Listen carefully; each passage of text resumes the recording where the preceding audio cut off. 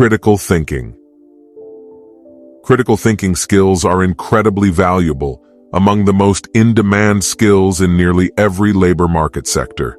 They are so valuable and in demand because they are considered to be in relatively short supply. That's because critical thinking is a whole lot harder than it looks. Critical thinkers do not leap to conclusions.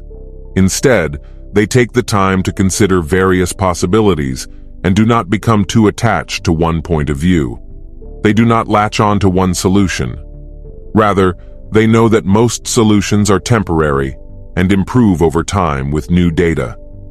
Critical thinkers are in the habit of distinguishing between reliable and unreliable sources. They carefully weigh the strengths of conflicting views and apply logical reasoning. Critical thinkers are, at once, open to the views of others and supremely independent in their judgments. If you want to set yourself apart at your job or in the hiring process, these are the 3 elements of critical thinking to master. 1. Proactive learning. Here's why you should care about proactive learning. Of course, the more you learn, the more you will know. But there is more to it than that. All the leading research shows that the very act of learning also strengthens your mind. If you are not actively learning, your mind is weakening, just like any muscle. No matter how smart you are, if you are not actively learning, you steadily lose those smarts over time. The best way to build strong mental muscles is the same as physical ones. Exercise them regularly.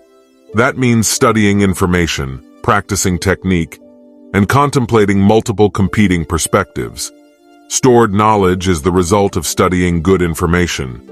Stored skills are the result of practicing good technique. Stored wisdom is the result of contemplating multiple competing good perspectives.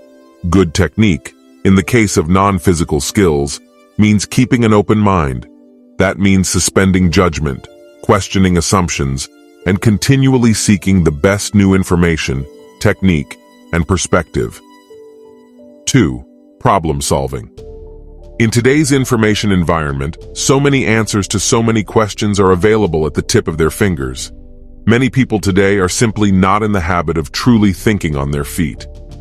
Without a lot of experience puzzling through problems, it should be no surprise that many people are often puzzled when encountering unanticipated problems. Here's the thing. Usually, you don't need to make important decisions based on your current judgment. You are much better off if you can rely on the accumulated experience of the organization in which you are working. Ready-made solutions are just best practices captured, turned into standard operating procedures, and deployed throughout the organization to employees for use as job aids. What kind of job aids do you have at your disposal to deal with recurring problems? If you already have such job aids at your disposal, how can you better use them as learning tools? And here's the good news. By mastering these best practices, you will get better not only at solving the specific problems anticipated, but also much better at solving unanticipated problems. By implementing specific step-by-step solutions to recurring problems, you will learn a lot about good problem solving. 3. Decision-making. Decision-making is not the same as sheer brain power, mental capacity, or natural intelligence. It's not a matter of accumulated knowledge or memorized information. It is more than the mastery of techniques and tools. Good decision-making is about predicting likely outcomes, the ability to see the connections between cause and effect, to project out the consequences of one set of events and actions instead of another. The irony is that learning from the past is the only way to develop that go-forward ability to predict the future, but experience alone does not teach good decision-making. The key to learning from experience is paying close attention and aggressively drawing lessons from one's experiences. If you can begin to see the patterns in causes and their effects, you can start thinking ahead with insight. Ultimately, that's the key to better decision-making. Thank you so much for watching this video. I hope you enjoyed it and found it helpful. Don't forget to hit that like button and subscribe to stay up to date with all the latest content.